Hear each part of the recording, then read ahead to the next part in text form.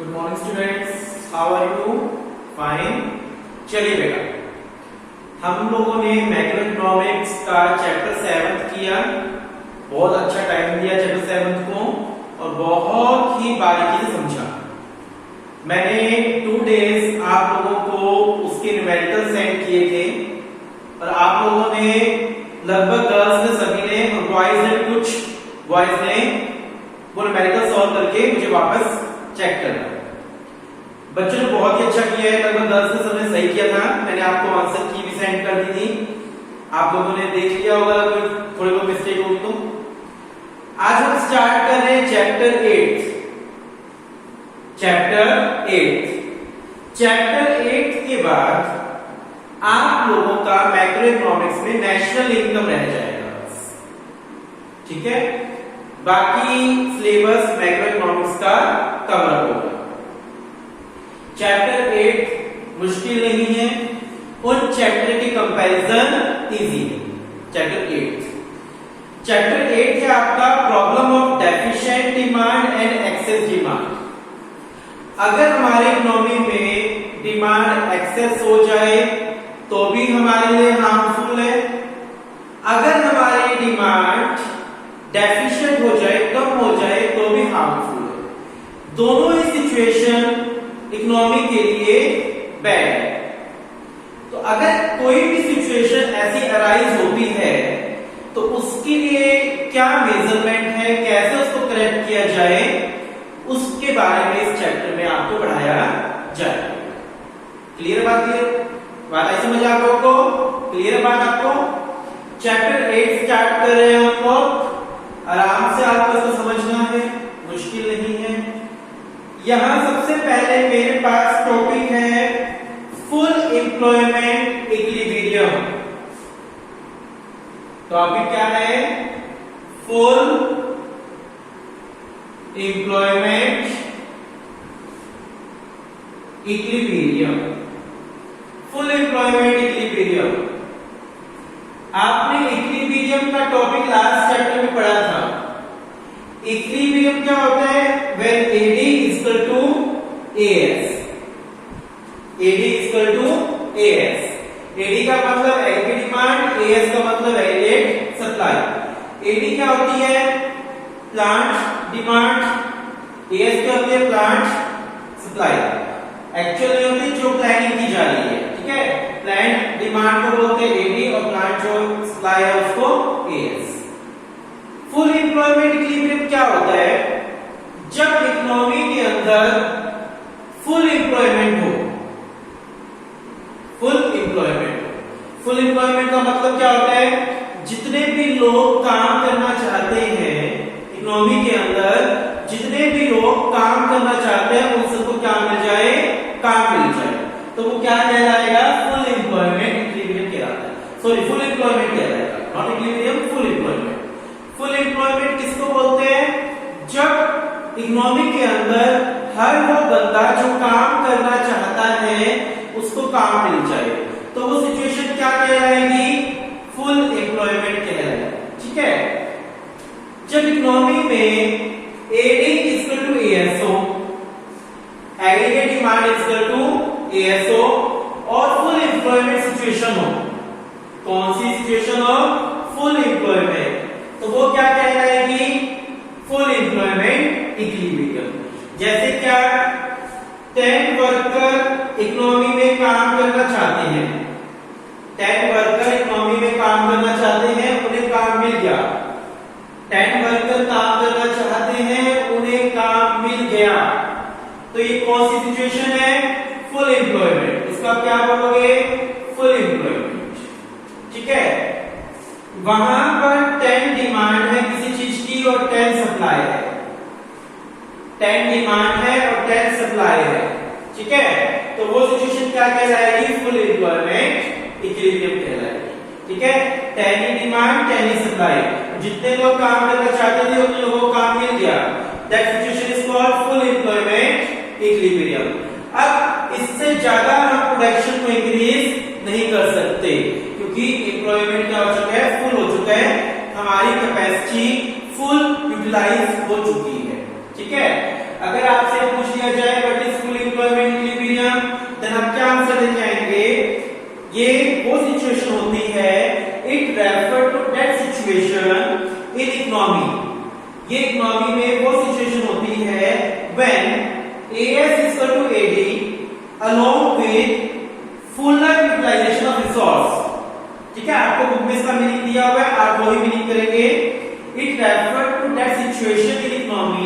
when AS is equal to AD along with full utilization of resource. full utilization of resource का मतलब क्या है? full employment। मैंने उस चैप्टर में भी आपको समझाया था, full utilization of resource का मतलब होता है full employment।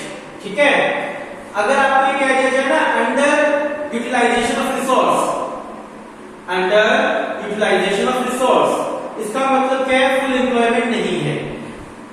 ये कहा जा रहा है यहां पर, ये वो सिचुएशन होती है जब AD इक्वल टू AS होता है along with full utilization of resource, it means full employment। I hope आपको अच्छे समझ आ रहा है। ठीक है, फुल एम्प्लॉयमेंट इक्विलिब्रियम पूछा जाएगा, आप क्या बोलोगे? It refers to that situation when AS is equal to AD along with full utilization of resource, it means full employment। ठीक है, आई बात समझ अच्छे से? देखिए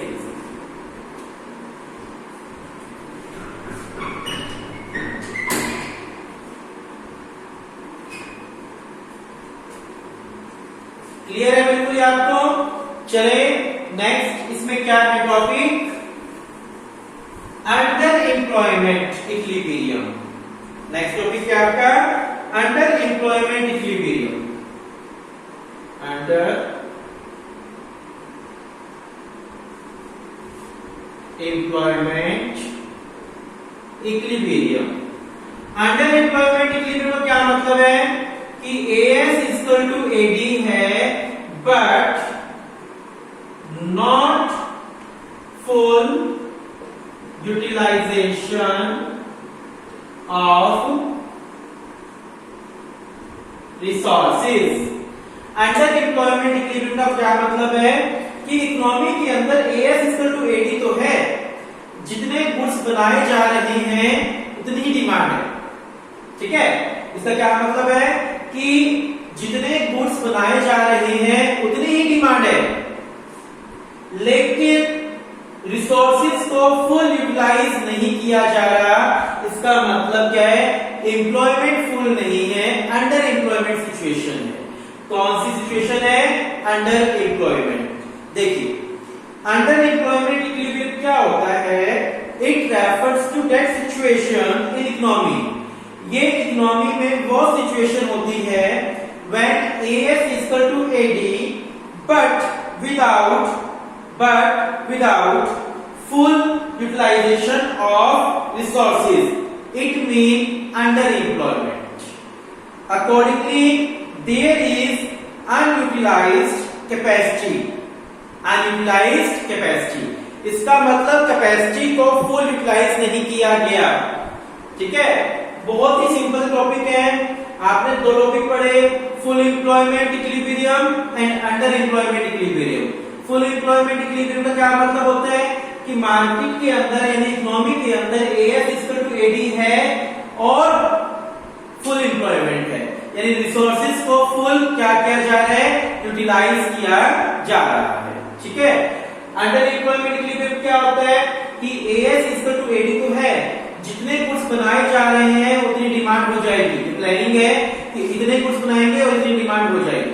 ठीक है, अंडर इकोनॉमिक इक्विलिब्रियम क्या है कि AS इक्वल टू AD तो है इकोनॉमी के अंदर, लेकिन रिसोर्सेज का फुल यूटिलाइजेशन नहीं किया जा रहा। इट मीन अंडर एम्प्लॉयमेंट है, फुल एम्प्लॉयमेंट नहीं है इकोनॉमी के अंदर। आगे आपको समझ अच्छे से? दो टॉपिक मैंने अभी पढ़ाए हैं। आई होप कि आपको दिमाग में बिल्कुल फिट हो गए होंगे दोनों टॉपिक कि फुल एम्प्लॉयमेंट इक्विलिब्रियम क्या होता है और अंडर एम्प्लॉयमेंट इक्विलिब्रियम क्या होता है। ठीक है, चलो अब हम समझते हैं नेक्स्ट टॉपिक आपको बुक में दिया हुआ है कि फुल एम्प्लॉयमेंट क्या होता है। वैसे मैंने आपको बता दिया स्टार्टिंग में, अगेन समझ लीजिए। फुल एम्प्लॉयमेंट, फुल एम्प्लॉयमेंट क्या होती है? It refers to situation when all those who are able to work and willing to work are getting work। ये वो सिचुएशन होती है इकोनॉमी के अंदर जहां जितने जितने लोग काम करने के एबल हैं, काम करना चाहते हैं, उनको काम मिल जाए। ठीक है, सपोज करो इकोनॉमी के अंदर 20 वर्कर, कितने वर्कर? 20 वर्कर काम करने के लिए विलिंग है। 20 वर्कर क्या है? काम करने के लिए विलिंग है और उन 20 वर्कर को काम मिल जाए। ठीक है, सपोज करो 20 वर्कर एक फैक्ट्री में काम करना चाहते हैं। 20 वर्कर एक फैक्ट्री में काम करना चाहते हैं। फैक्ट्री वाले ने कहा मैं आपको 500 रुपीज वेजेस दूंगा पर डे, 500 रुपीज वेजेस दूंगा पर डे। वो इस वेज पर काम करने के लिए क्या हो गए? रेडी हो गए। 20 वर्कर इस वेज रेट पर काम करने के लिए रेडी हो गए। तो वो सिचुएशन क्या कहलाएगी? Full employment. Full employment situation वो सिचुएशन होती है जहां जितने लोग काम करने के योग्य हैं, काम करना चाहते हैं और उनको काम मिल जाए, getting work. That situation is called full employment. All those, again मैं read कर रहा हूं, all those who are able to work and are willing to work are getting work. ठीक है, that situation called full employment. ठीक है, बात आ रही समझ?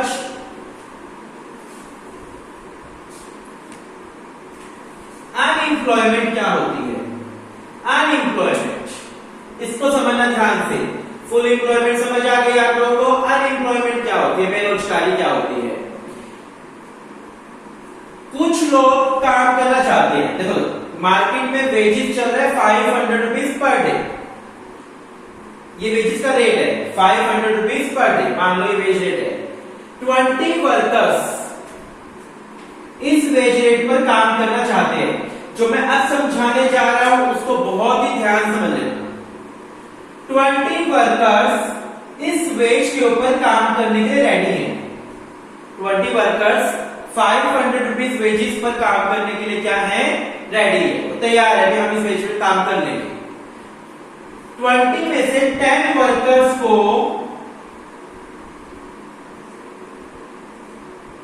काम नहीं मिल रहा। ये 10 वर्कर्स तैयार है काम करने के लिए। 20 में से 10 वर्कर्स को काम नहीं मिल रहा, वो इस वेज रेट पर काम करने के लिए तैयार हैं, लेकिन उनको काम नहीं मिल रहा। दैट सिचुएशन क्या कहलाएगी? अनएम्प्लॉयमेंट। तब बेरोजगारी कहलाएगी। ठीक है, 20 में से 20 वर्कर इस वेज पर काम करने के लिए तैयार है, लेकिन उसमें से कुछ वर्कर्स को काम नहीं मिल रहा। तैयार हैं फिर भी काम नहीं मिल रहा, तो वो सिचुएशन अनएम्प्लॉयमेंट कहलाएगी। सपोज करो 20 में से 10 वर्कर इस वेज रेट पर काम करने के लिए तैयार नहीं है। 20 में से 10 वर्कर तो रेडी है काम करने के लिए, वो तैयार है, और 10 वर्कर तैयार नहीं है, वो इस वेज रेट पर काम करने के लिए रेडी नहीं है। जो 10 वर्कर इस वेज रेट पर काम करने के लिए तैयार थे, उनको काम मिल जाए। जो वर्कर इस वेज रेट पर काम करने के लिए तैयार नहीं है, वो तैयार ही नहीं है, रेडी ही नहीं है, तो उन्हें काम कहां से मिलेगा? यानी ये सिचुएशन अनएम्प्लॉयमेंट नहीं कहलाएगी, बेरोजगारी नहीं कहलाएगी, क्योंकि जितने लोग काम करने के लिए तैयार थे उनको काम मिल गया। जितने लोग इस वेज रेट पर काम करने के लिए तैयार थे उनको काम मिल गया, तो यानी वो फुल एम्प्लॉयमेंट है। ये लोग तो काम करने के लिए तैयार ही नहीं है इस वेज रेट पर, तो वो अनएम्प्लॉयमेंट नहीं कहलाएगी। हाँ, अगर ये लोग इस वेज रेट पर काम करने के लिए तैयार होते और फिर काम नहीं मिलता, तो वो सिचुएशन क्या कहलाती? अनएम्प्लॉयमेंट कहलाती। तो बात आई थिंक आपको बहुत अच्छे समझ आ गया होगा कि अनएम्प्लॉयमेंट सिचुएशन कौन सी होती है, कि जहां लोग काम करने के लिए तैयार है उस वेज रेट पर, लेकिन काम नहीं मिल रहा, तो अनएम्प्लॉयमेंट है। जब पर्सन्स काम करने के लिए तैयार ही ना हो, तो वो अनएम्प्लॉयमेंट नहीं कहलाता। सपोज करो मैं काम करने के लिए रेडी नहीं हूं, तो मैं बेरोजगार नहीं कहलाऊंगा। मैं काम करने को तैयार ही नहीं हूं उस वेज रेट पर, और घर बैठा हूं और क्या मैं तो बेरोजगार हूं, तो मैं बेरोजगार की कैटेगरी में नहीं आऊंगा, क्योंकि मैं तो काम करने के लिए तैयार नहीं हूं। मैं उस वेज रेट पर काम करना चाहता हूं, फिर मुझे काम नहीं मिल रहा, देन मैं क्या हूं, अनएम्प्लॉयड हूं। बात आ रही सब अच्छे से, बिल्कुल क्लियर है। एम्प्लॉयमेंट, फुल एम्प्लॉयमेंट का टॉपिक और अनएम्प्लॉयमेंट का टॉपिक, ठीक है। एक होती है अंडर एम्प्लॉयमेंट, इसको समझिए ध्यान से, ये शायद बुक में नहीं है लेकिन ये बहुत लॉजिकल चीजें हैं। फुल एम्प्लॉयमेंट क्या होता है, अनएम्प्लॉयमेंट क्या होता है, और अंडर एम्प्लॉयमेंट क्या होता है। एक होता है under employment, under employment, under employment का मतलब होता है किसी पर्सन को उसकी एबिलिटी से कम काम मिलना, जितनी उसकी योग्यता है उससे कम काम मिले, that situation is under employment, ठीक है। सपोज करो मैं दिन में 10 घंटे काम कर सकता हूं, मैं दिन में 10 आवर काम कर सकता हूं, लेकिन मुझे 5 आवर्स का काम मिला, यानी मैं 20,000 कमा सकता हूं लेकिन मुझे 10,000 का काम मिला, मैं इसको मनी की फॉर्म में बोलूं तो मैं क्या कहलाऊंगा, अंडर एम्प्लॉयमेंट कहलाऊंगा, कि एक दिन में मैं 10 आवर काम कर सकता हूं लेकिन मुझे 5 आवर का काम मिला, देन वो सिचुएशन क्या कहलाएगी, अंडर एम्प्लॉयमेंट कहलाएगी। यानी एक पर्सन को जितनी उसकी कैपेसिटी है उससे कम काम मिले, that situation is called under employment, ठीक है। बात आगे समझ आप लोगों को, तीन चीज समझ आ गई, फुल एम्प्लॉयमेंट क्या होता है, अनएम्प्लॉयमेंट क्या होता है, और अंडर एम्प्लॉयमेंट क्या होता है, ठीक है। बात आ रही समझ, चलिए इसके बाद एक टॉपिक है वॉलंटरी अनएम्प्लॉयमेंट। वॉलंटरी क्या टॉपिक है, वॉलंटरी अनएम्प्लॉयमेंट, इसका अगर आपको मैं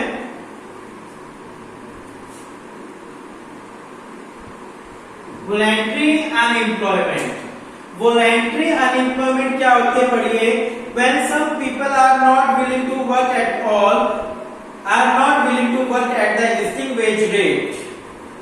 वैसे तो ये अनएम्प्लॉयमेंट की कैटेगरी में नहीं आते, ऐसे लोग जो काम करना नहीं चाहते वो अनएम्प्लॉयमेंट की कैटेगरी में नहीं आते, सो उनके आगे वर्ड लगा दिया वॉलंटरी अनएम्प्लॉयमेंट, वॉलंटरी अनएम्प्लॉयमेंट, यानी ये ऐसे बेरोजगार है जो अपनी मर्जी से बेरोजगार है, ठीक है ना। क्या वर्ड लगा दिया दिए, वॉलंटरी अनएम्प्लॉयमेंट, जो लोग खुद काम करना नहीं चाहते तो उनके लिए वर्ड लगा दिया वॉलंटरी अनएम्प्लॉयमेंट। ये हमारी इकोनॉमिक्स में लगाया है, लेकिन एक्चुअल में हमारी प्रैक्टिकल इकोनॉमी कहती है कि इनको अनएम्प्लॉयमेंट नहीं कहते। सो इकोनॉमिक्स कहती है ऐसे लोगों को क्या बोल दो जो काम करना नहीं चाहते, वॉलंटरी अनएम्प्लॉयमेंट। ये वॉलंटरी अनएम्प्लॉयमेंट है, जो खुद की मर्जी से काम नहीं करना चाहते, ये एग्जिस्टिंग वेज रेट पर काम करने के लिए तैयार नहीं है, ठीक है। एक होता है नेक्स्ट आपका इनवॉलंटरी, नेक्स्ट क्या है, इनवॉलंटरी अनएम्प्लॉयमेंट। इनवॉलंटरी अनएम्प्लॉयमेंट क्या होती है, जहां लोग काम करना तो चाहते हैं लेकिन उनको काम नहीं मिल रहा, वो सिचुएशन क्या कहलाएगी, इनवॉलंटरी अनएम्प्लॉयमेंट सिचुएशन कहलाएगी। बताइए समझ आप लोगों को, देखिए सो क्लियर आपको इनवॉलंटरी अनएम्प्लॉयमेंट। आज हमने एक चैप्टर की स्टार्टिंग करी है, फर्स्ट इतना ही पढ़ेंगे। आज आप लोगों ने क्या क्या पढ़ा एक बार सारा हम लोग रिमाइंड कर लेते हैं। पहला टॉपिक आपने पढ़ा full employment equilibrium, it refers to that situation when AS is equal to AD along with full utilization of resource, it means full employment, ठीक है। नेक्स्ट टॉपिक आपने पढ़ा under employment equilibrium, it refers to that situation in economy when AS is equal to AD along with not full utilization of resources, it means there is not full employment, ठीक है बेटा। इसके बाद हमने full employment पढ़ लिया, क्या होता है, हर वो बंदा जो काम करना चाहता है उसको काम मिल जाए, वो फुल एम्प्लॉयमेंट है।